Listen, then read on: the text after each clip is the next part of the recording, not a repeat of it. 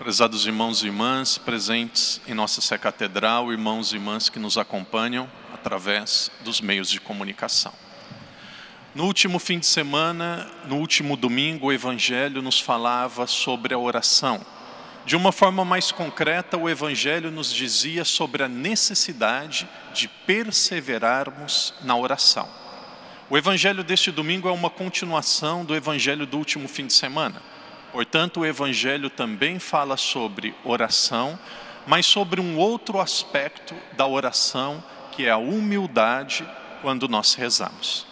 Me recordo que na última semana eu dizia que existem alguns métodos de oração, que é um grande avanço para a nossa vida espiritual aprendermos a rezar. Entre os métodos eu dizia que aquele que eu mais me identifico, que eu mais gosto, talvez um dos mais exigentes, é a liturgia das horas. Nós vamos rezando durante vários períodos do dia com os salmos que são propostos pela igreja. Existe um outro método, talvez aquele mais famoso, mais popular, também um belíssimo, que vem desde o século XII, do século XIII, chamado Lectio Divina. A Lectio Divina ela é dividida em 4 momentos diferentes. Seria bom que todos nós, de certa forma, aprendêssemos e tentássemos rezar com este método na nossa vida. Muitas pessoas dizem, padre, eu leio o Evangelho, mas eu não entendo. Eu leio o Evangelho, depois qual que é o próximo passo? Como que eu rezo? A Lectio Divina nos diz que para fazermos uma boa oração, existem 4 passos. Primeiro passo, precisamos entender o texto. O que o texto está dizendo? Quais são os personagens? Qual o assunto? Onde eles estavam? O que eles estavam fazendo? O primeiro passo é entender o texto.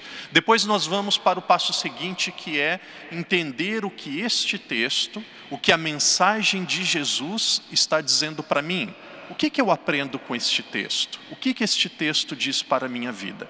E depois nós vamos para o terceiro momento, que é a oração propriamente dita, que é a nossa resposta ao texto. O que eu digo para o texto? Qual a minha resposta a Jesus? O que eu posso e eu devo falar ao Senhor? E aí você abre o seu coração e começa a conversar com Jesus. Por fim, o último momento, alguns dizem que é a contemplação, outros dizem que é a ação. Vamos usar a segunda opção, que é a ação. O último momento, você precisa tomar decisões concretas daquilo que você precisa fazer agora com a sua vida. Uma boa oração, este é um critério para nós avaliarmos nossas orações. Uma boa oração sempre deve terminar com uma decisão. O que eu preciso fazer agora? O que eu vou fazer agora? O que eu vou mudar? O que precisa ser diferente? E a Lectio Divina também, como uma boa oração, nos ensina que nós precisamos tomar decisões concretas. Porém, gostaria de dizer que, devido a tantos métodos, tantas formas de rezar, eu penso que existe uma que é belíssima, muitas vezes nós não usamos, que se nós aprendemos, será muito fácil de recordá-la e também muito eficiente. A Santa Missa é uma escola de oração. Algumas pessoas dizem assim, padre, eu participo da missa, mas a missa é sempre a mesma. O problema é que nós participamos da missa, mas muitas vezes não sabemos o que estamos fazendo. Muitas vezes não sabemos o que estamos participando. Tem algumas pessoas que eu penso que têm dificuldade de dormir à noite em casa, porque quando vem à igreja, senta no banco e dorme 1 hora. É claro que não vai conseguir participar da Santa Missa. Algumas pessoas mexem no celular, algumas pessoas conversam. É claro que não vai gostar da Santa Missa, é claro que não vai entender a Santa Missa. Talvez na sacristia podia criar um dispositivo para quando uma pessoa estivesse dormindo, apertar um botão dava um choque assim, principalmente na hora da homilia e da consagração. Dá só um choque assim, a pessoa já acorda e aí presta atenção. A missa, ela é belíssima. Vamos ver como que a missa nos ensina a rezar. Através da Santa Missa, nós vamos perceber que existem 6 momentos que devem fazer parte da nossa oração. Uma boa oração deve começar sempre nos colocando na presença de Deus. Como que começa a Santa Missa? A Santa Missa começa com o sinal da cruz. O padre faz o sinal da cruz. Ainda antes, eu já disse outras vezes e repito, para mim é belíssimo, vocês percebem que a Santa Missa começa com uma procissão, onde o padre se aproxima do altar e beija o altar. Isso acontece para nos recordar que a nossa vida é uma procissão, a nossa vida é uma grande caminhada em direção ao Cristo. E um dia nós vamos abraçá-lo e beijá-lo na eternidade, sem dizer uma palavra sequer, a missa já é uma catequese. Mas a oração e a Santa Missa começa com o sinal da cruz, para dizer assim: quando você começar a rezar, coloque-se na presença de Deus.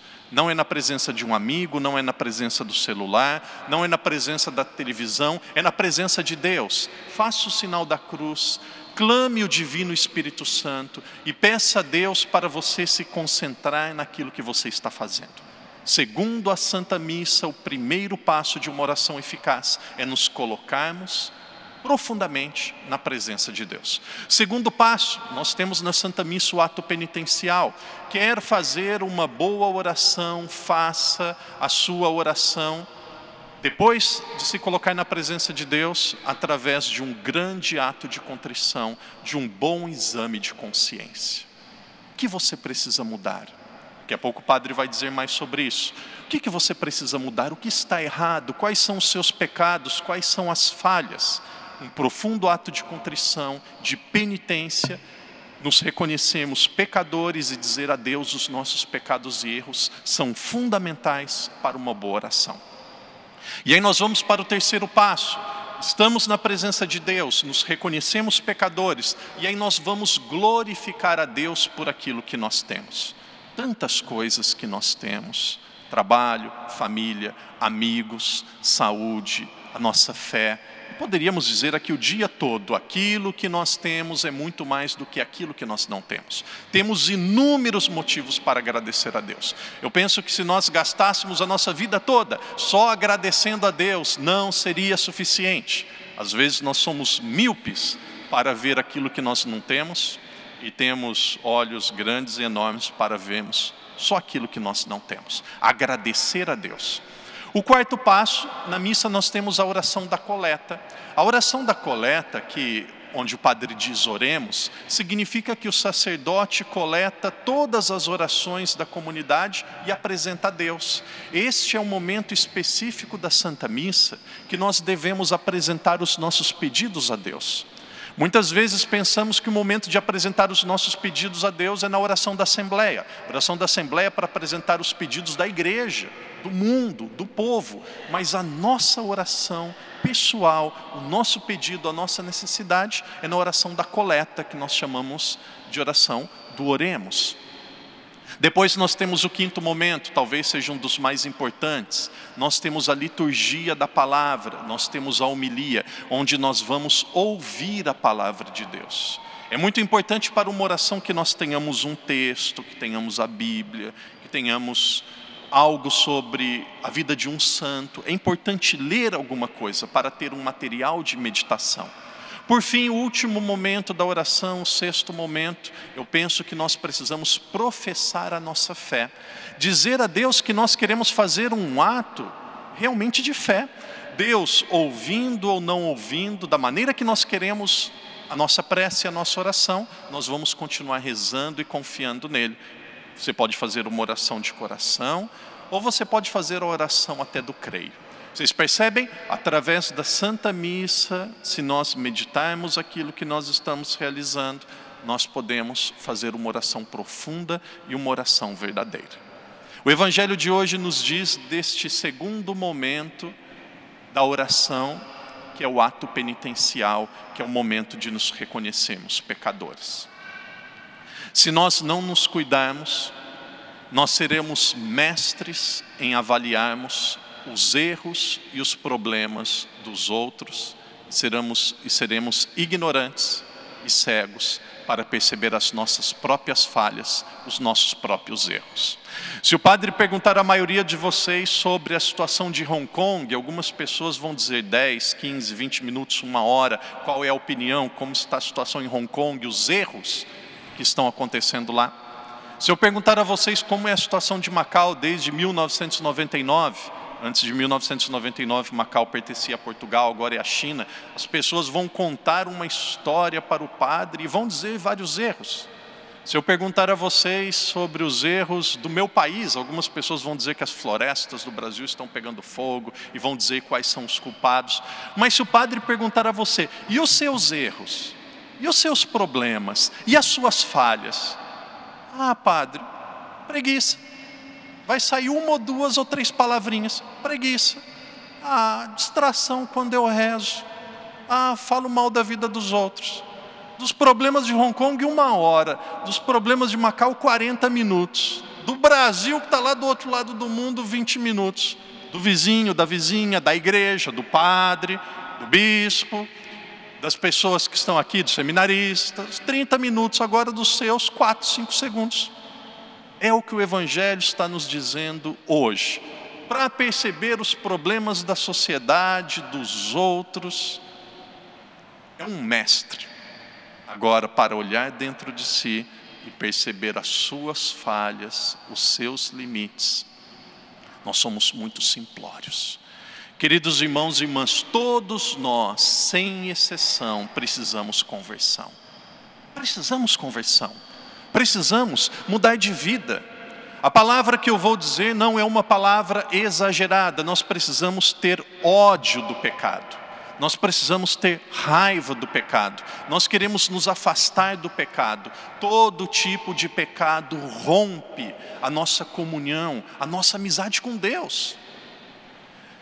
Muitas pessoas se confessam, e como que eu fico feliz quando eu atendo confissão. Uma das realidades que eu mais gosto como padre é a confissão. Algumas pessoas, e se tornou um costume, as pessoas quando vão fazer o ato de contrição, muitas pessoas estão fazendo erroneamente. As pessoas dizem assim: eu me arrependo de todo o coração de ter vos ofendido, ajudai-me a não mais pecar. As pessoas fazem o ato de contrição desta forma: ajudai-me a não mais pecar. Porém está errado. O ato de contrição da igreja diz: meu Jesus, eu me arrependo de todo o coração de ter vos ofendido. Prometo não mais pecar. Padre, como que eu vou prometer que eu não vou mais pecar se daqui a pouco eu já cometo o mesmo erro? Imagina. O padre vai dar alguns exemplos extremos de pecado. Uma pessoa roubou o banco. De repente ela chega na polícia e fala: ah, eu vou me esforçar para não roubar novamente. Que? Se esforçar? Aconteceu um caso de adultério. E aí a esposa diz para o marido: ah, amor, bem, desculpa, eu vou me esforçar para não fazer de novo. Que? Esforçar? Uma pessoa bate no pai, na mãe. Ah, pai, mãe, desculpa, eu vou me esforçar para não mais pecar. Não, eu não vou fazer isso novamente.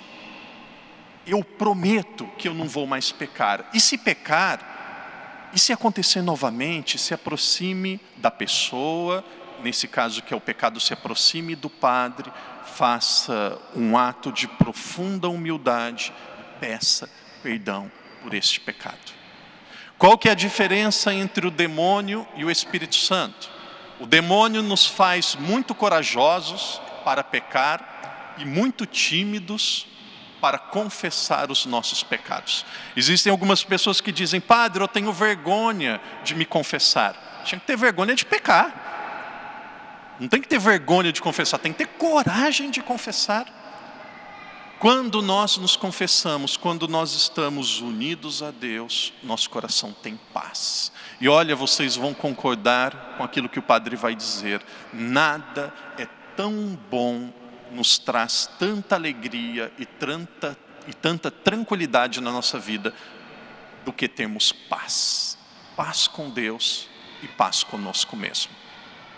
Nós vivemos em uma sociedade que, nas suas diferentes formas de tentação, nós vivemos muito próximos do pecado, muito próximos do erro. Como que nós podemos evitar o pecado, o erro e desagradar a Deus? Eu penso que é impossível uma pessoa agradar a Deus e viver longe do pecado sem 2 comportamentos. O primeiro comportamento é a piedade. A piedade é um profundo respeito e intimidade com Deus.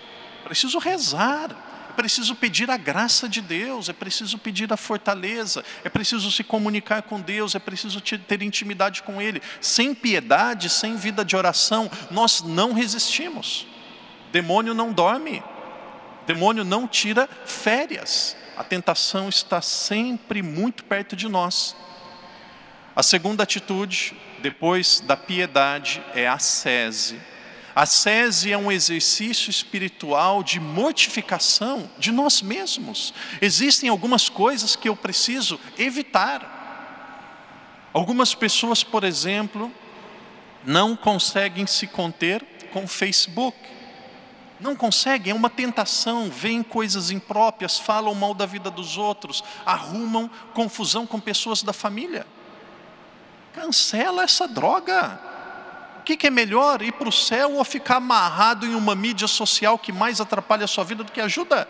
Se existe alguma coisa que você não tem controle, ou uma pessoa que atrapalha a sua vida, bloqueia, corta. Muitas vezes nós precisamos ter atitudes radicais, isso se chama ascese. Nós vamos, aqui o padre só está dizendo essas coisas para quem quer ir para o céu, é só para quem quer ser bom cristão, porque de medíocre o inferno está cheio. Se nós quisermos realmente ser bons cristãos, piedade e ascese.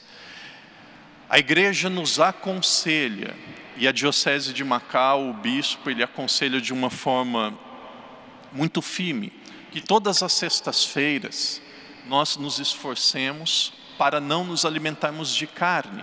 E para nós que somos católicos, não é só na sexta-feira santa. Tem pessoa na sexta-feira santa que não come bife, frango, não come carne, aí come uma bacalhoada lá a tarde toda. E é melhor que comesse carne, melhor que comesse outro alimento. Uma vez falaram para mim, padre, é sexta-feira santa, isso aconteceu no Brasil, padre, é sexta-feira santa, vem em casa, hoje é dia de penitência. Acho que tinha uns 15 tipos de peixes, eu acho que no Brasil não tinha todo aquele tipo de peixe. Que penitência que é essa? Então coloque para você mesmo, sexta-feira, o padre está dando alguns exemplos de ascese. Porque, parênteses, quem faz tudo que é permitido, rapidamente começará a fazer até aquilo que não é permitido. Algumas coisas são permitidas, mas nós precisamos colocar algum limite, porque um corpo sem disciplina é um corpo frouxo, que aos poucos vai se afastar de Deus. Por exemplo, você pode dizer, e eu aconselho isso, você vai dizer, sexta-feira eu não vou me alimentar de carne. E aí você se esforça para não fazer isto. Alguns homens podem dizer, eu só vou tomar cerveja no domingo.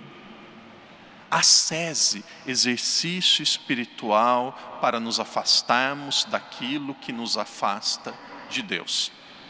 Por fim, o Evangelho diz sobre a oração, diz sobre a penitência e também nos fala de uma forma muito clara sobre a humildade.